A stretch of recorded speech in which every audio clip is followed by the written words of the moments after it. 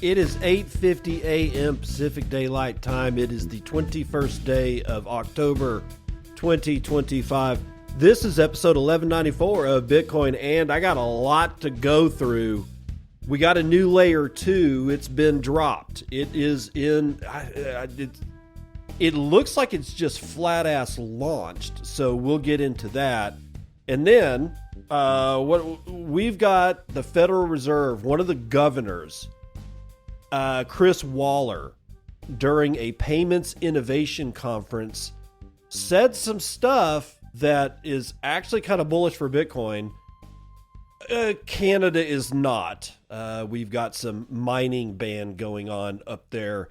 Senate Republicans, I guess, are kind of scared as to what the hell's going on with the Democrat Senate, or the Senate Democrats, and their sit down with 10 or 12 or 15 of the worst representatives of Bitcoin that you could possibly ever imagine. So they are having a sit down themselves. We'll talk all about it. And then Coinbase is buying an investment platform. It may impact us. Then Bitcoin for Signal. Now, I'm a little late on this, but I want to cover it anyway because I think it's important to go through the nuances, of which there are nuances in this whole thing that went down with Signal and Bitcoin. I think it's going to be important. And inactive handles on X set to be auctioned. That should be a lot of fun. Odell, at Odell, is probably in that auction house. So it'll be interesting to see if somebody grabs the Odell handle. Personally, I think this is a terrible idea, but it's not like anybody's going to listen to me. Let's see, what else we got? We got a couple of things here. River has made an announcement this morning that seems kind of cool. I'm not sure how effective it'll be, but maybe there's something that I'm missing, and we will find out together as we do every morning, just like this morning. And then we're going to end off with, I don't need that one. Never mind. I will actually have been saying something twice if I look at that tab, so I'm going to delete it. Okay, so I got a few choice words to say to Kirby Hocutt at Texas Tech University. Dude, how weak and spineless can you be? They sell knees and spinal columns like online. You can go get like a Chinese donor. If you've lost your spine, you can go get one. I'm serious. You can go get one, and you can go get a scrotum, and you can go get knees, and you don't have to be this weak. This is the athletic director of Texas Tech University that I'm talking about right now. A complete ban on throwing tortillas, which has been a tradition at Texas Tech for decades. It doesn't I know the arguments. I went to school there 3 times, right? I don't need anybody telling me, you're throwing food. Dude, they're freaking tortillas. They've got a flight characteristic about them that is like a frisbee, and when they hit somebody, they're flour. They don't hurt. They don't like stab. They don't cut. They don't lacerate. They don't create avulsions in people. They're just, dude, it's one of the funnest things at a college football game to see 1,000 tortillas fly at kickoff. Well, no more. No. I even got Skuvanek at Texas Tech, who's the president, I guess. He used to be the chancellor, and now he's the president. And he's backing it. And I feel really bad for head coach Joey McGuire, who's having to sit there and basically take it. I haven't seen a redheaded stepchild get beaten this bad since Texas Tech decided to completely bend over Coach Mike Leach and just destroy every chance that school had at a national championship. It set us back like 10 years minimum, not 15 full years, right? And now they're just saying, hey, all this stuff that you love to do, you're not going to be able to do that anymore. No. Even though it's a spectacle, even though from a television standpoint, it's just one of the most awesome sights that you will ever see. No. Now I guess we're going to be able to like flip a towel around in the stand. Yay. Like everybody else, like Pittsburgh, like Texas A&M University. It's just, it's the end of an era, man. I hate to see it happen. I was really proud of that school, but this is the second time that they have literally broken my heart. First time was when they really destroyed Coach Leach for no other reason than the fact that he liked pirates. That's my guess. He was like, there was a potential rebranding. There were people that were carrying pirate signs to games, and that's not the brand. That's not the brand. It's the Red Raiders. Come on, dude. And now this, where they've completely eviscerated every amount of fun that you could possibly have at a game, and it's just going to be a bunch of students just sitting there. We'll see this Saturday, because it will be a home game for Tech, whether or not the students decide to, rebel, and we'll see what happens. But dude, the fact that they didn't even send a rebuttal letter to the Big 12 commissioner saying this is wrong. They said nothing at all. The entire administration of Texas Tech said nothing that this is wrong. This is BS. This shouldn't be happening. They just took it. They just said, yes, sir, and laid down. And it's embarrassing as an alumni of Texas Tech University to watch this happen. It's also embarrassing to watch billions of people around the world literally be told what they can and cannot do with their money. And the fact that the money that they do have is created by somebody whose interests are not aligned with the people that they print the money for. It's the same attitude. This is what I'm getting at this morning. It is the exact same attitude. Just roll over, sit down, shut up. Yes, sir. How high is this the human condition that you signed up for? Probably not. Probably looking for a little bit more spinal column, a little bit more ball sack, a little stronger knees, so that you're not always bending at them. It's just ridiculous. But let's get into the first story of the today. Bitcoin's first major layer 2 in nearly a decade goes live with Arkade. Micah Zimmerman from Bitcoin Magazine starts us off. Bitcoin may be the world's most secure digital asset, but for years, its base layer has limited the kinds of financial applications developers could build on it. Well, that changes today with the launch of Arkade. That's Arkade. The first significant Bitcoin Layer 2 solution since the Lightning Network nearly a decade ago. Developed by Arc Labs, the protocol enters public beta with a bold mission to turn Bitcoin into a programmable financial platform without compromising the security that has made it digital gold, according to a note shared with Bitcoin Magazine. Arkade builds on the Arc protocol, which was first introduced 2 years ago, which promised a new way to scale Bitcoin while unlocking new applications. The launch also introduces Arkade Assets, a native multi-asset framework designed to bring stable coins and, God forbid, other tokens to Bitcoin's execution layer, including planned support for Tether, USDT, and for an ecosystem long dominated by Ethereum and other chains when it comes to decentralized finance. It's a notable step toward putting advanced financial tools back on Bitcoin. Pausing to say, there never really has ever been advanced financial tools on Bitcoin, like tokenized assets. I mean, yeah, kinda, but are these the droids you're looking for? These are certainly not the droids I'm looking for, but quote, the Bitcoin L2 landscape has been full of promises, but light on shipping, said Marco Argentieri, CEO of Arc Labs. Quote, today's release marks the beginning of Bitcoin's evolution as programmable money. It's starting to sound a little bit like suit speak, but okay. While Lightning offered off-chain payments, other financial applications like lending, trading, or structured derivatives, they required workarounds such as wrapped tokens or custodial platforms, Arkade attempts to take a different approach. Instead of altering Bitcoin's consensus rules or creating separate chains, it virtualizes Bitcoin's UTXO-based transaction system, preserving its security while enabling new capabilities. Developers can now build sophisticated financial applications directly on Bitcoin, lending protocols, trading platforms, smart wallets, and, oh, my favorite, yield products, all without relying on bridges or compromising user control.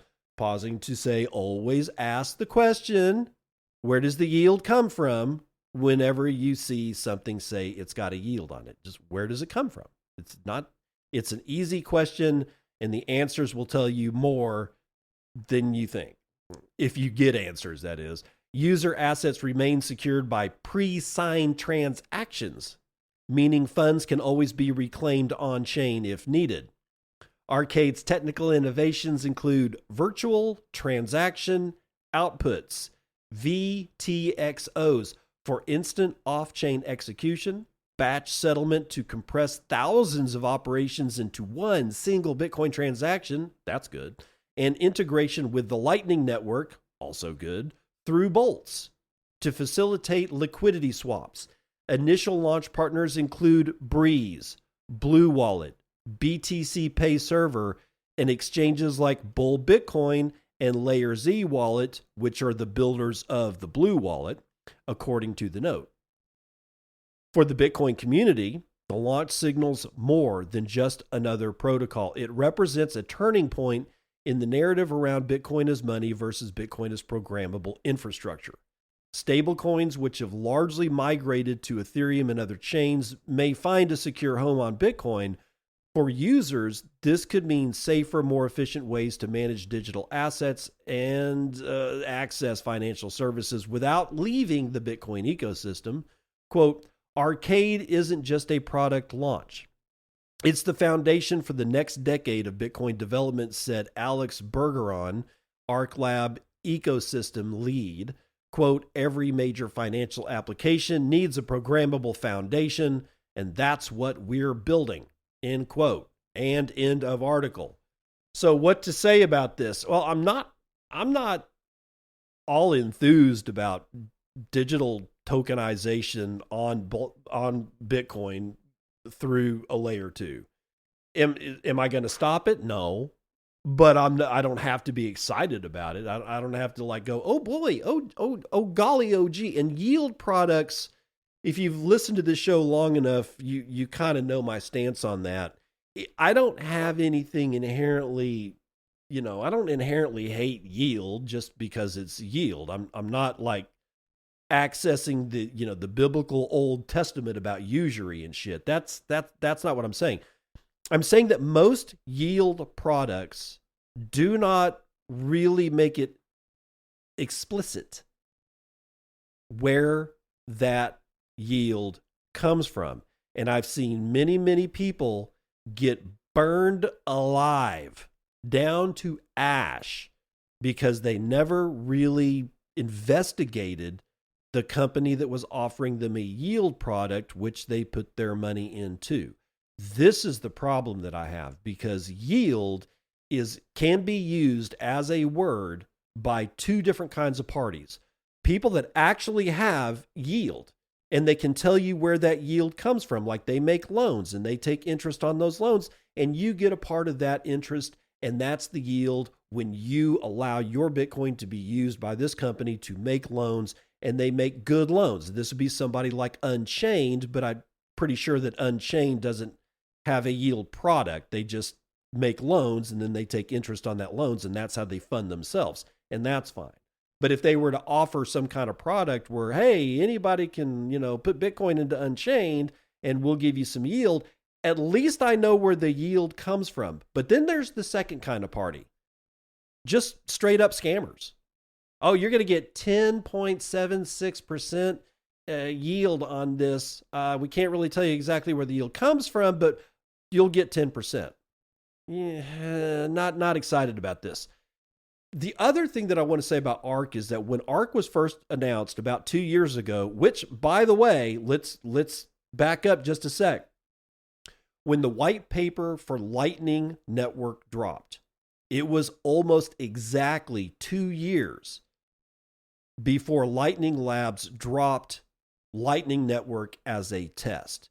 And here we are, about 2 years after Ark dropped their white paper for not Lightning Labs, but for Ark. The Ark Labs guys just did their white paper for Ark. It's now 2 years, and it looks like we're getting a beta test of it. And there's no place in this article that I saw where I can go, play with it myself. I'm sure that's probably coming here pretty soon. But one thing that it should be noted about Ark is that when it was first announced, mostly it was centered on being able to provide a Lightning Network-like experience for people that really weren't all that technical and didn't want to open channels so that they could get liquidity, because a lot of people don't know what liquidity is, much less incoming liquidity versus outgoing liquidity. And if you're a Lightning Network operator, you kind of know this. Otherwise, you're just running a Lightning node and you don't have any open channels and you're not really using it, which is okay. But if you're going to use Lightning, you got to have channels open, and you've got to have incoming liquidity, and you've got to have outgoing liquidity.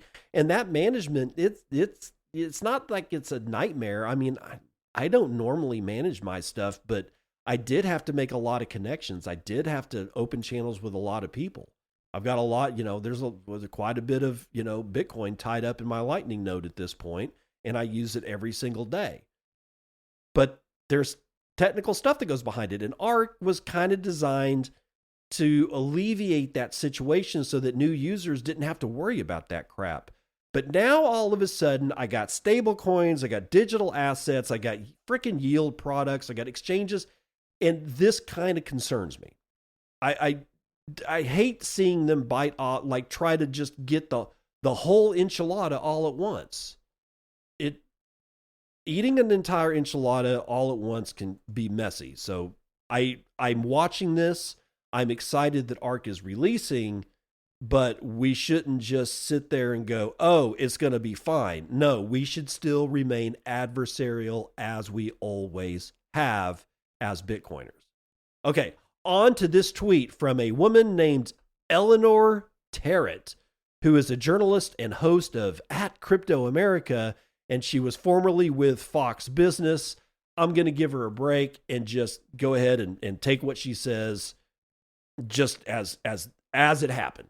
All right, so she says on this tweet, big news, good news, everybody, out of the Federal Reserve Payments Innovation Conference this morning. Governor Chris Waller announced the central bank is proposing a new type of limited access master account, or what he calls a skinny master account, for all legally eligible institutions to receive direct access to the Fed's payment rails so they don't have to rely on partner banks. With this setup, they wouldn't access all of the service of a full master account, like the ability to borrow from the Fed. Importantly, even legally eligible entities could get one, and the legal rules for eligibility wouldn't change. Essentially, this new master account, or master account light, would allow the Fed to greenlight innovative banks, including fintechs, stablecoin issuers, here it comes, and other payment companies. Now, this is a big deal for companies like Custodia Bank and Kraken FX, which have spent years trying to get a Fed master account, with Custodia even taking the Fed to court. It could also speed access for companies like, God forbid, Ripple and Anchorage, which applied this year. So one of the other things that Chris Waller said this morning was that the Federal Reserve is embracing the digital asset ecosystem. So this is one of the first times that a Fed governor has just stepped up to a mic and said, we're doing this. This master account light is the way that they're going to do this. So Custodia Bank is a Wyoming bank. This is, I can't remember her name off the top of my head right now, but Custodia Bank was or is a Wyoming bank that seeks to just hold 100, it's either 105 or 110% worth of deposits for the deposits on the book. So let's say they had $100 million in assets under management. They would have to have $110 million to back that up in case of a bank run. Custodia Bank is the only bank that wants to do it. They've been denied a master account from the Fed year after year after year after year. And our thesis as Bitcoiners has always been the banks don't want to compete with somebody who can literally deliver 100% and more of depositors' deposits in a single 24-hour period because they literally have 10% more money than they need to do it with. This looks like that the Fed is going to extend an olive branch to banks like Custodia. And of course, like they said, Kraken FX, which I'm not as much as excited about, but at least Custodia might have the chance here to become what it is that they've been wanting to become forever and ever. So honestly, it's kind of good news. As always, remain skeptical, but, you know, hey, take it for what it's worth. It's still good news. Brian Quarmby next from Cointelegraph. Canadian province to ban new crypto mining connections. Yay. The government of British Columbia is banning new crypto mining connections to the hydropower grid, citing unprecedented electricity demand. In a statement on Monday, the BC government announced a new set of legislations aimed at stimulating the economy and helping the state-owned electric utility BC Hydro address its power availability. Quote, there are significant opportunities in British Columbia's traditional natural resource sectors, including mining, natural gas, and liquid natural gas, and in emerging sectors such as data centers and artificial intelligence. The success of proposed major projects hinges on the access to reliable, clean electricity at competitive industrial rates, end quote. As part of the regulatory changes that will go into effect fall 2025, that's like right now, there will be limits on the power available for data centers and AI, as well as a permanent ban on new BC hydro connections to the electricity grid. Wait, what? Oh, for crypto miners. Okay, sorry, I boffed that sentence. There's going to be a complete ban on a permanent ban on new BC hydro connections to the electricity grid for crypto miners. So no mining, no new mining. Quote, we're seeing unprecedented demand from traditional and emerging industries. The province's strategy empowers BC Hydro to manage this growth responsibly, keeping our grid reliable and our energy future clean and affordable. BC Hydro is the main power supplier in the region. More than 5 million people served, which is around 95% of the local population. The BC government took a more positive outlook for data centers and AI than crypto mining, though, with the announcement explaining that it is looking to help these two emerging sectors grow in a manner that results in the greatest benefit to people in British Columbia. It's favoritism. That's all that is favoritism. AI uses way more electricity than Bitcoin network does, and we're talking worldwide here. Way more. Like orders of magnitude more electricity for AI than Bitcoin could have ever hoped. And who gets the axe? Right. Why do you think that is? I'm going to let you chew on that one while we get to this next one about the Senate Republicans. This is out of CoinDesk. It is written by Jesse Hamilton. Senate Republicans call for their own meeting with crypto CEOs after Democrats sit down. Though the U.S. government remains shut down, the Senate is a hive of crypto activity this week. Just reminded of Star Wars, you will never find a more wretched hive of scum and villainy. And it applies right here, by the way. With Republican lawmakers now matching a planned Democrat meeting with industry leaders set for Wednesday. After CEOs such as Coinbase's Brian Armstrong and Chainlink's Sergey Nazarov meet with as many as 10 Democratic senators, according to people familiar with the plans, they'll jump to a similar meeting with those lawmakers' Republican counterparts. So they're going to spread misinformation on both sides of the aisle. Yay! The chief topic of conversation is the crypto industry's top policy priority, the legislation that would establish U.S. regulation for the broader crypto sector. The bill, known in the already approved House of Representatives version of the Digital Asset Market Clarity Act, had been advancing through the usual process in the Senate, where legislative efforts generally have to lean into bipartisanship to clear the 60-vote threshold. Republicans on the Senate Banking Committee produced a working draft, but Congress then got mired in a budget dispute and, well, the government's all shut down now.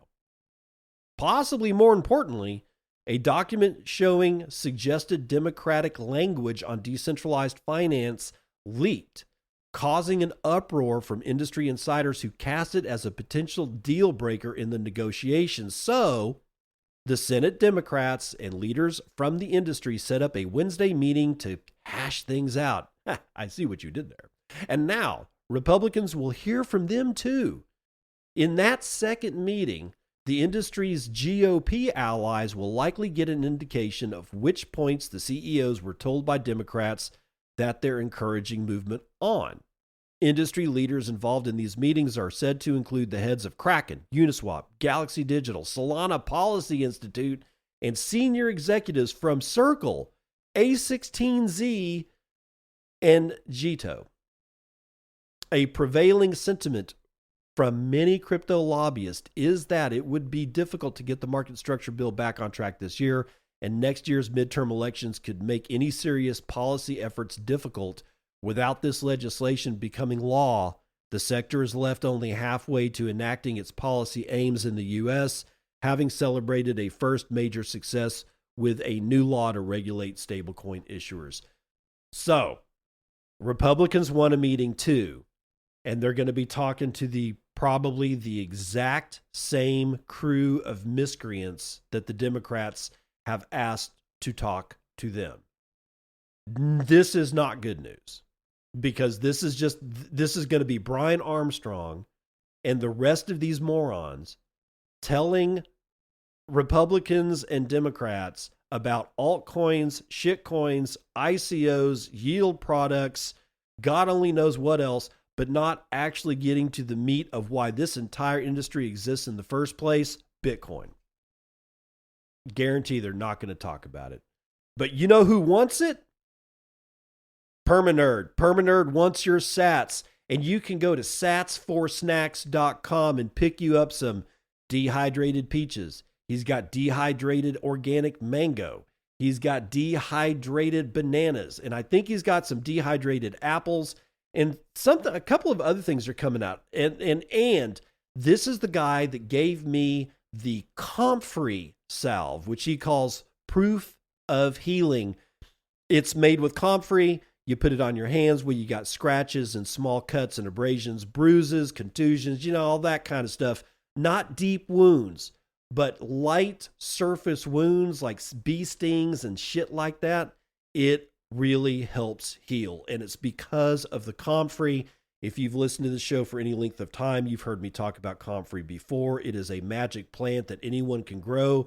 But if you don't have any, you're not getting the healing properties of Comfrey, but you can get it for Bitcoin from satsforsnacks.com. That's sats, the number 4, snacks.com. Sats for snacks, written all, no spaces, no nothing. Satsforsnacks.com. You get a 2.1% discount if you mention Bitcoin and. Now, there was, like last week, there was a problem. Permanerd was unable to ship out of the European Union. And some people in America or in the United States ordered some of his stuff, and there was a real problem. I've been told by Permanerd that issue has been resolved. All right. So you're going to buy this stuff for Bitcoin, and you're going to get 2.1% off if you use code Bitcoin and at Sats for Snacks. Give this guy a try, man. I mean, my daughter munched through all the banana like within a day. It was like I went back to the bag and it's like sitting there, this empty silver husk sitting on the table, and I'm like, I got like four banana chips. Luckily, she didn't see the apples, so I was able to munch fully and freely on the apple snacks. Permanerd makes this, it's all freeze dried, so this is a wonderful snack. It's not heavy. You can take it in your packs when you're backpacking. It really does kind of hit the spot, and he takes Satoshis for it.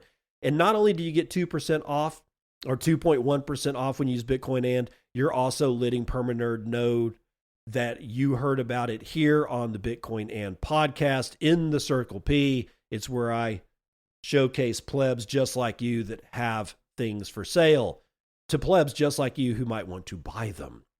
Now, before we hit the numbers, Coinbase is buying crypto investment platform Echo for $375 million, which actually nowadays doesn't seem like a whole lot of money, right? Because we've destroyed the money, and money destroys everything it touches. Danny Park from The Block. Coinbase Global has struck a deal to acquire Echo, an on-chain private investment platform, for $375 million. The WSJ report said Coinbase is using a combination of cash and stock to fund the acquisition. Quote, I certainly didn't think Echo would be sold to Coinbase, but here we are. Today, Coinbase bought Echo for $375 million, Kobe wrote. The Echo founder said it will remain a standalone platform under its current brand for now, but plans to integrate Echo's public token sale product Sonar into Coinbase. So what's really going on here is that Coinbase bought Echo to basically get a hold of its public token sale product, Sonar. So they're going to be able, this is part of the digital or the asset digitization trend, and it is a trend. It's not that the trend will end.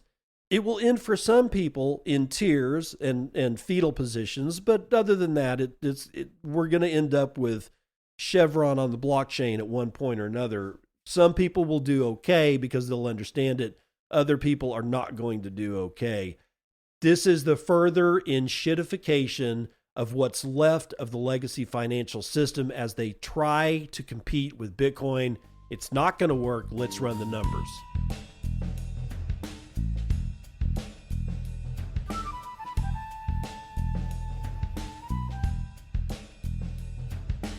CNBC futures and commodities. Brent North Sea oil up 0.59% to $61.37 a barrel. West Texas Intermediate crude is up 0.8% to $58. Woo! Natural gas is up a point, bucking the trend I talked about yesterday, to $3.43 per thousand. Gasoline is down a third to $1.82 a gallon, and Merbon crude, everybody's favorite light sweet crude, is up 0.4% to $63.25 a barrel. I wish I had my little soundboard and I would play funeral music for this next piece. Your metal rocks are being pummeled.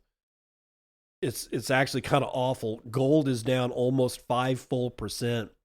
It lost $211, back down to $41.46 you go.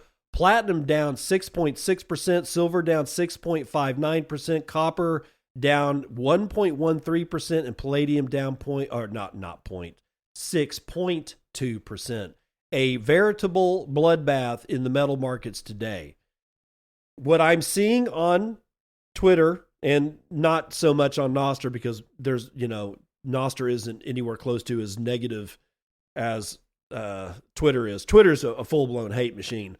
Nostr is where you go to clear your head. But at least on Twitter, what I'm seeing is a bunch of people dancing on the grave of Peter Schiff and all the gold bugs that have been dancing on our grave for the past couple, past what, 2 weeks, maybe 3, something like that.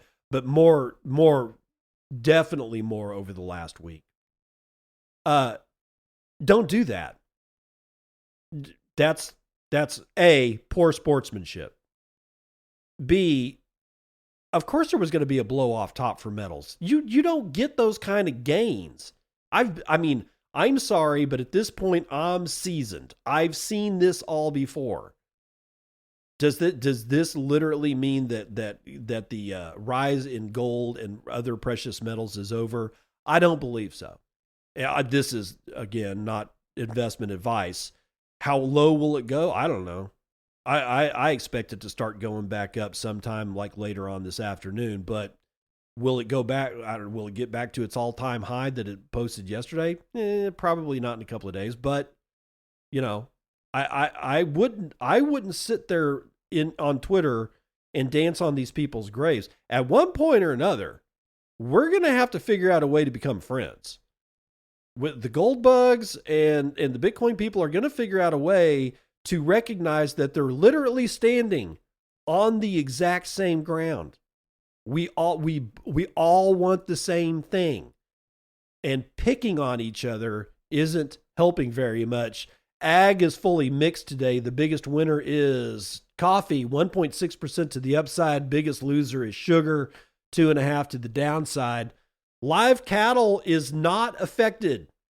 It is still going up in price. It is now up 0.77% to 245.52. Lean hogs up 0.8%. Feeder cattle up 0.4%. And in the legacy equity markets, pretty much sideways. S&P is up 0.14. NASDAQ is up 0.07. Dow is up 0.6. That's actually decent. And the S&P mini is up 0.5, also rather decent. And we're looking at $113,860 on Bitcoin, which is a $2.27 trillion market cap. And we can now get 27.6 ounces of shiny metal rocks with our one Bitcoin, of which there are 19,937,685.5 of. Average fees per block are low, 0.02 BTC, taken in fees on a per block basis. And it's as if nothing has happened to Bitcoin today. There's 19 blocks carrying 36,000 unconfirmed transactions waiting to clear at high priority rates of 3 sats per VByte. Low priorities get you in at 1, and the hash rate is chilling out 1.12 zettahashes per second. So mining also seems to be rather unaffected. So yes, this morning I woke up at 108,000 BTC, dipping past, 107. Well, dipping past 108 down to I think 107,860. And now we're at 13,860. And this is what's causing Bitcoiners to dance all over gold's grave. I have a theory, but I have nothing to back it up, that what we're seeing is people that are both into gold and into Bitcoin rotating out of Bitcoin into gold. You get the gold price spike, you rotate out of gold, you go back into Bitcoin, and rinse and repeat until this particular gold versus Bitcoin trade comes to its logical conclusion, where it just kind of peters out. When would that be? If I'm correct, I have no idea. I'm not even going to conjecture. That's what it looks like. Again, no evidence whatsoever. I don't chart. I'm not drawing lines. I don't have, I don't do that. But that's sort of what it seems to be. That's sort of what seems to be happening. We'll find out if it's true or not. It's not all that important. But it is important for you to keep your sportsmanship. Keep your sportsmanship intact. Stop dancing on the heavy metal guys. All right? They want what we want, and we want what they want. This entire group is tired of seeing fiat currency literally destroy humanity bit by bit, piece by piece. From Psyduck, 754 sats from Bitcoin in a bull shop, which was yesterday's episode of Bitcoin, and says Psyduck. Tulips with 300 says Tulips. In my favorite shithole country, the level of automation a company can have is negotiated with the state. In my fiat job, the use of AI is forbidden, even the safe kind, and any other form of performance enhancer at any level is regulated out of existence and made taboo. It comes as no surprise that Binance is doing just the same. New York legislating it away and the whole world complaining that it is not fair and we should tax it. At 1 million BTC, we are next. Make no mistakes about it. It is then when we find out that Bitcoin is just tulips and it is going to zero. I love you, Tulips. BTC on board with 100 gives me a whole bunch of emojis I can't read because, yes, my operating system is that old. Cass Peelan with 500 says, boost. That's the weather report.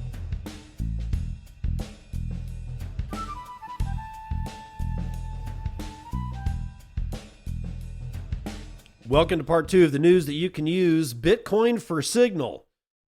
It's a campaign to integrate BTC into the messaging app. So for anybody who thought that Bitcoin or Signal integrated Bitcoin, they have not. Everything that you've seen about that, it's not that it's false, it's that it's more of a campaign to get Signal to do that rather than Bitcoin actually being integrated into Signal. Let's be very clear and not fool ourselves, okay? By the way, this is from Atlas 21. Several Bitcoiners, along with Jack Dorsey, are pushing for the messaging app Signal to adopt Bitcoin payments. According to the initiative's promoters, this integration would align with the platform's privacy-focused mission and could help it achieve financial independence. Yeah. The campaign, called Bitcoin for Signal, proposes integrating the asset through the Cashew protocol and its Chaumian eCash system.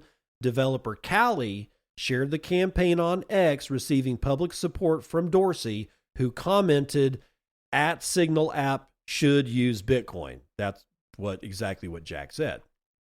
The goal of the initiative is to allow Signal users who already rely on the platform daily to protect their conversations from surveillance and data collection to send and receive money privately and securely. Supporters argue that integrating Bitcoin would enable instant global transfers without the need for banks, intermediaries, or extra apps. The campaign website reads, "Bitcoin belongs in Signal. Cashew eCash enables truly private BTC payments inside the world's most trusted encryption messenger." Supporters also highlight that Bitcoin could help the service achieve financial independence, as Signal currently relies on donations and external funding. With Bitcoin payments on Signal, users could send small donations or tips directly within the app to help keep Signal free and open source. Other prominent figures in the community have also voiced their support, including developer Peter Todd and Satoshi Labs co-founder Pavel Rusnik. Peter Todd also criticized Signal's current payment option, MobileCoin, stating, quote, "I've been wanting to try MobileCoin, but it's such a failure I can't even buy any. Signal app needs to accept reality and just add Bitcoin support," end quote. The encrypted messaging service tested MobileCoin in April 2021 to explore the possibility of private transfers through the app.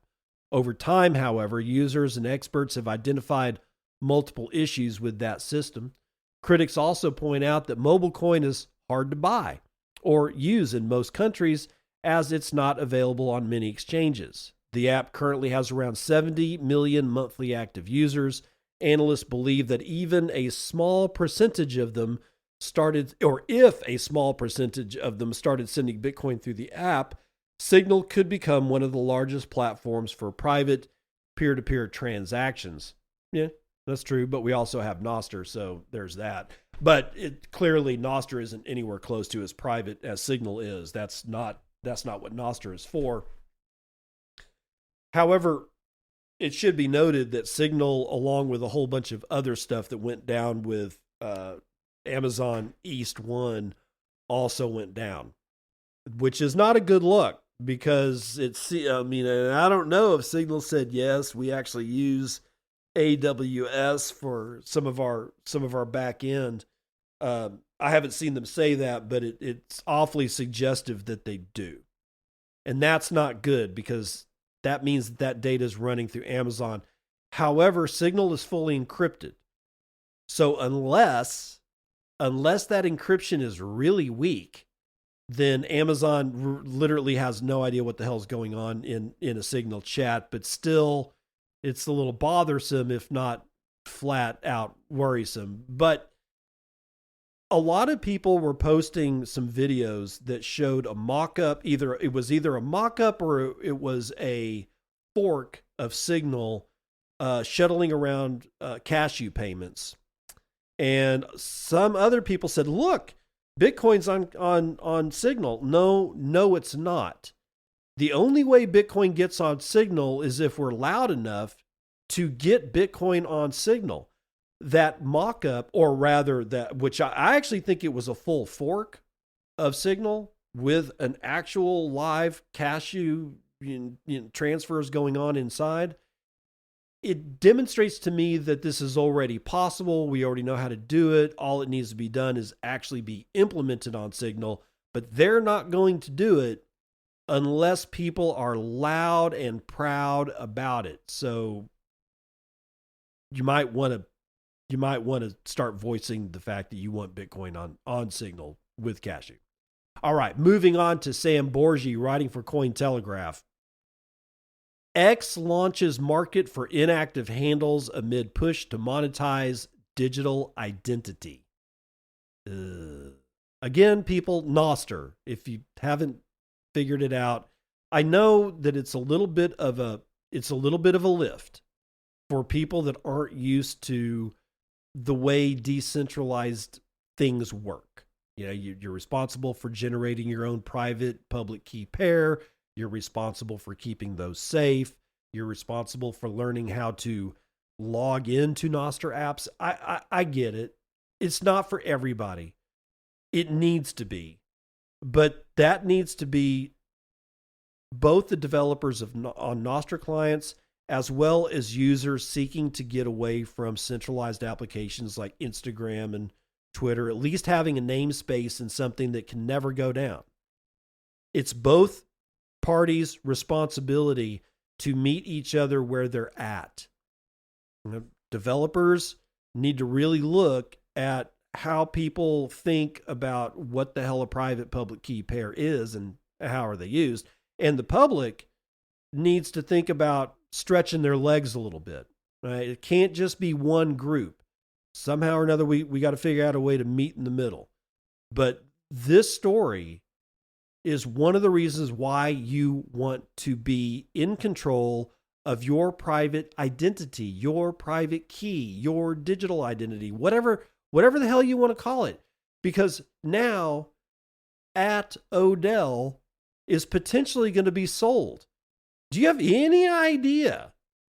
I mean, and I don't know how Matt Odell, which is still one of the largest names in Bitcoin, whether you like him or not. I like Matt. I met him at BitBlock Boom one year. Really nice guy. Very accessible dude. You know, very bright and shiny and bouncy, and I really like the guy. I have no idea how he left his Twitter. Did he delete all of his followers first? I don't even know if there's a way to, I mean, I don't know if there's a way to do that in mass. Did he delete all the people that he followed in mass? Because he probably followed quite a bit of people. That's a lot of like clicking 4 or 5 times to like block a follower or force him to unfollow you. I can't remember exactly how Twitter works. So let's say it this way. If Odell just simply said, download my archive, and he gets his archive, and then he just shuts his Twitter down, but all of his followers are intact if he were to ever reactivate that account, and all the people that he follows are still attached to his account if that account gets reactivated, then we got a major problem. if somebody decides to buy that handle, and somebody probably will. Somebody probably will. It's like I said, love him or hate him, at Odell on Twitter is a valuable property. It cannot be denied. If he was able to completely delete all of his followers and all the people that he followed and everything else associated with that account, and then it gets sold, well, that's another deal, but it's still bad, right? So let's get into this one from Cointelegraph. Social media platform X is rolling out a new handles marketplace, allowing users to bid on inactive user names, a move that could reshape how digital identity and online branding are valued. Currently in beta, the marketplace lets users join a wait list of upcoming handle drop events, request handles through their premium subscriptions, and browse eligible inactive accounts. And the company described it as, quote, a solution to redistribute handles that are no longer in use, available only to paying subscribers. According to TechCrunch, rare handles could sell for anywhere from $2,500 to well over $1 million, depending on their popularity, character length, and cultural relevance. Premium Plus subscribers can submit free requests for priority handles, while others may purchase, quote, rare handles directly. The initiative comes as X continues to seek new revenue streams beyond advertising. It also taps into the growing market for Web3 assets, where digital identifiers like domain names or short usernames are treated as forms of online real estate with real market value. According to industry trackers, X has an estimated 557 million active users as of early 2025, though the company hasn't disclosed how many inactive accounts exist or how many handles could be made available through that marketplace. Still, the launch highlights a broader shift in how social media identity is being monetized, with usernames themselves now emerging as status symbols and potential investment assets. Pausing to rip my hair out and scream into a freaking pillow. It's just watching humanity fall from grace like this. I wonder if God cried when Lucifer fell. I mean, is it a little bit hyperbolic? You know what? No, it's not. That analogy actually works. Oh my God, I can't believe you're comparing Twitter. Yeah, I know where you're going with that. I'm not looking at the fact that it's Twitter handles. I'm looking at the fall of humanity because we think that Twitter handles are that valuable, that they're investment properties. Are you serious? No, I'm surprised that we've survived this long. You know, we had a good run, ladies and gentlemen, but humanity, seems to be just a fart in a breeze at this point. There's no real substance left. We don't build cathedrals anymore. And we don't really do anything spectacular anymore, except, kill immense amounts of people through various means, whether misinformation through generalized media or just straight up war. So again, I ask the question, did God cry when Lucifer fell from grace? Because Lucifer was the favorite angel.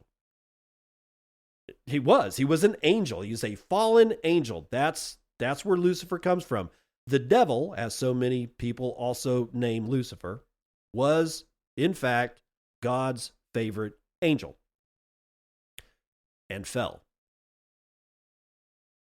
And I guess Gabriel took up the mantle as favorite angel. I'm not sure, but yeah, that's the story of Lucifer. Is Lucifer, and this may have been Milton, when Milton wrote Paradise Lost, this may have been one of the themes that he was working with. Does Lucifer represent humanity? Did we all fall down when Lucifer fell? And I'm not suggesting that we're all the devil. I'm just saying we also were the apple of God's eye, and yet we're buying Twitter handles as investment fucking properties. Are you serious? It was bad enough buying paper from Texaco. It's bad enough for thinking Enron was a good buy, right? How much longer do we have to endure this embarrassment? When do we start building cathedrals again? That's my question. I'm sorry for the rant, but whatever. Amid the ongoing debate over digital identity, blockchain-based naming systems are emerging as a popular use case. Decentralized domain services such as Ethereum Name Service and Unstoppable Domains allow users to register human-readable names that link directly to their crypto wallets, replacing long and complex wallet addresses with simple identifiers. These systems give users a stronger sense of ownership over their online identities, an idea that mirrors the push for digital self-sovereignty across Web3. While X's new Handle marketplace doesn't take a decentralized approach, it relies on similar themes of digital identity as an asset. The platform has long been a hub for the crypto and blockchain community, making X a natural intersection between traditional social media and emerging Web3 identity trends. We're trending, baby. As Cointelegraph recently reported, X also served as a platform for activist investors, including one who used the site to advocate for an overhaul of Polygon's tokenomics, a proposal that you ultimately receive favorable feedback from the community. I don't even know why the hell that's in there. They literally end the article with this. Now more than ever, for those of you who are listening, maybe you said, okay, David, I'm tired of you yapping in my ear about nostr. I'll try it. And then literally just got hung up with what the hell do I do with my private key? I get it. I really do. I get it. I need you to try. I need you to try again. And I need you to try a third time. We've gotten very, very used to things being easy. I mean, a lot of this started with IKEA furniture.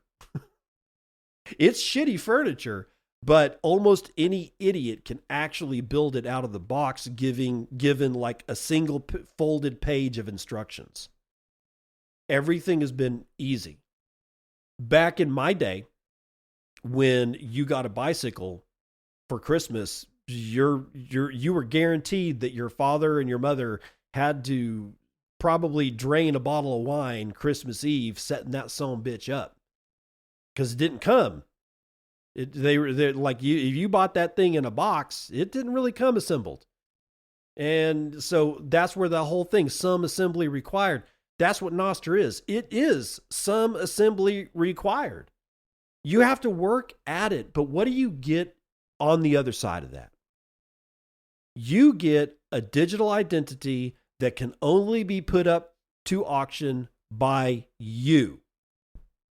You can like if you have a Twitter identity and you get hit by a car and you're in a coma for 35 years, there is no guarantee nor expectation that your inactive Twitter handle won't be sold off to the highest bidder if you happen to have gone into a coma with 53 million followers. That cannot happen with nostr. Can your keys be stolen? Yeah, if you leave them on the desk and, I don't know, accidentally take a picture of it with your phone and then post it to frickin' nostr and Twitter, and it's clearly a full-scale private key, somebody is going to steal the key.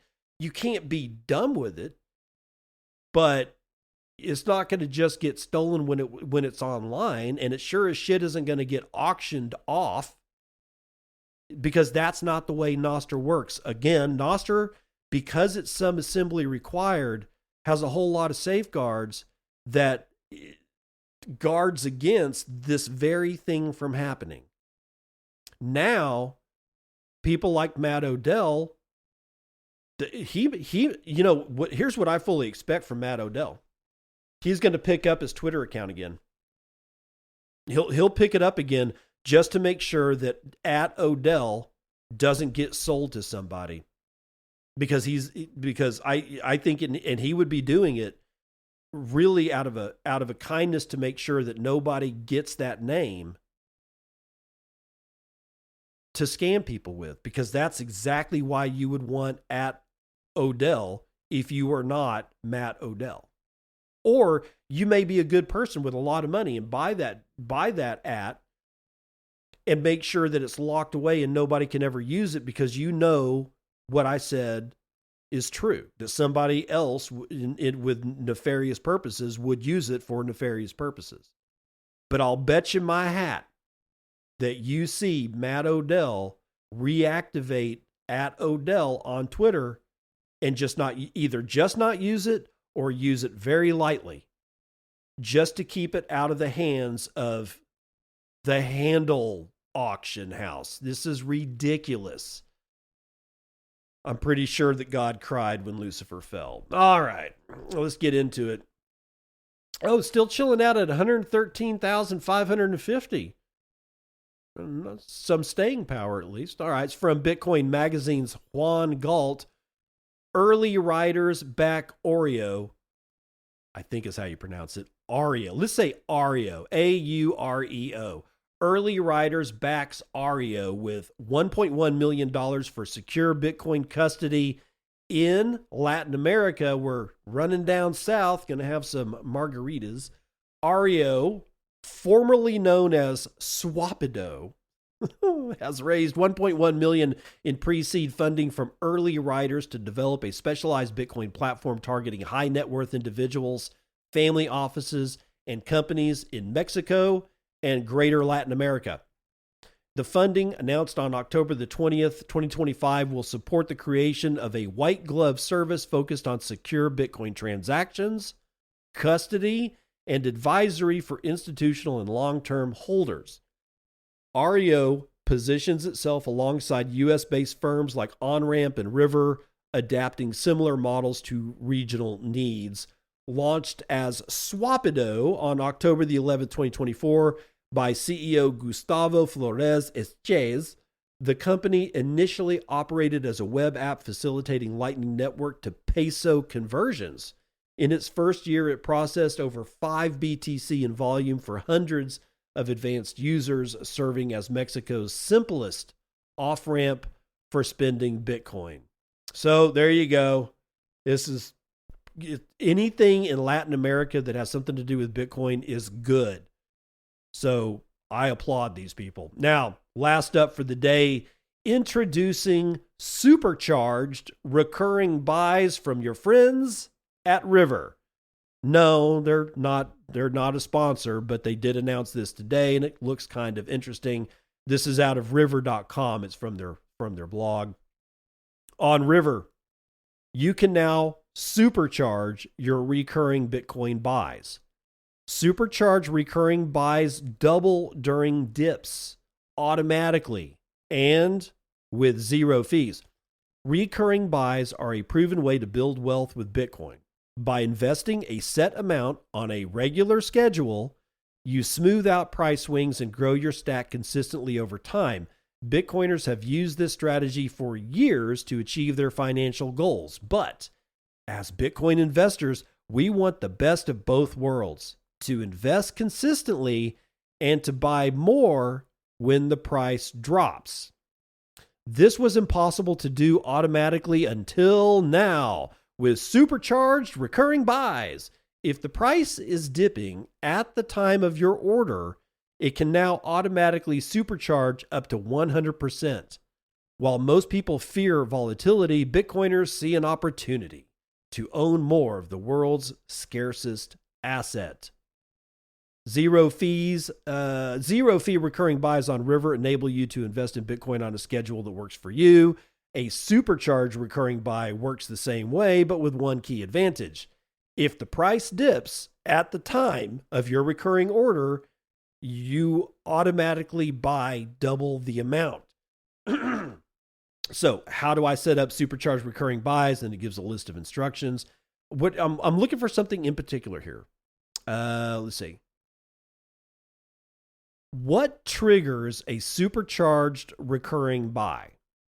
The answer is A supercharged recurring buy is triggered if Bitcoin's price is 1% or more below a moving average at the time of your recurring buy.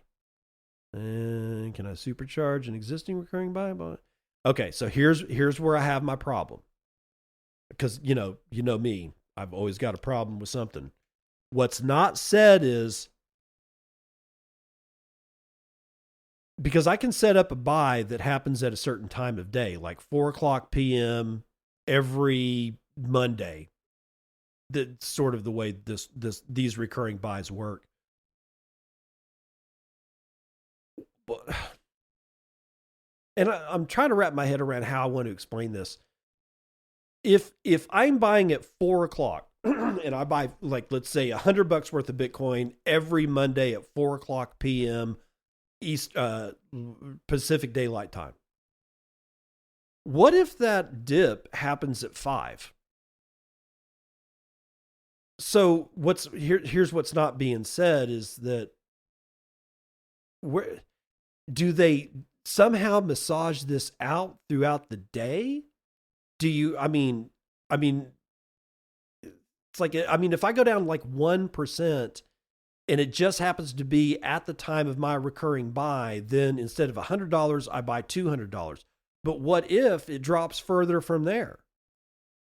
And what I've always wanted something like this, but what they need to do here is say, look,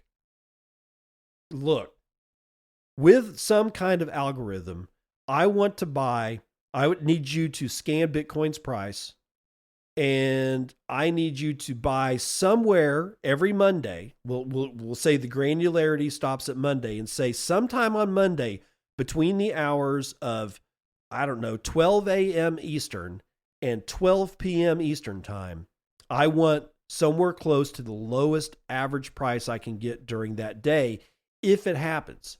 So maybe the price dips like 1%, but instead of automatically buying right there, it waits and looks and learns. We've got, God forbid, AI, and some people are using it with some effect to the positive side of trying to time buys. I'm going to buy the Bitcoin anyway. Okay, so I'm not day trading here. But I am saying, I don't think this is, I think this is too granular, I guess is what I'm saying. Because it depends on what the hell happens at 4:00 p.m. Pacific Daylight Time every Monday in October, or however it is that I've got this set up. And I just think I think there's something there that can be added to something like this.